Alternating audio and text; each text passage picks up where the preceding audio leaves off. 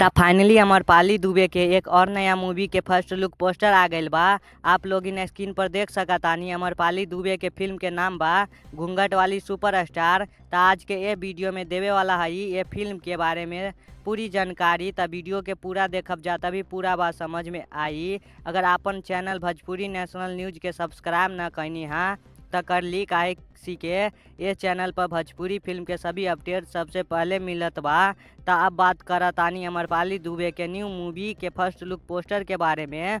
ता ये फिल्म के फर्स्ट लुक पोस्टर बहुत ही कमाल के बा और ये फिल्म के नाम बा घूंघट वाली सुपरस्टार। ये फिल्म के स्टार कास्ट में बा अमरपाली दुबे। अमरपाली दुबे के साथ ये फिल्म में और भी कलाकार काम कैले बा और ये फिल्म के कहानी बहुत ही अच्छा होने वाला बा और आप लोगन के खूब ज़्यादा पसंद भी आवे वाला बा।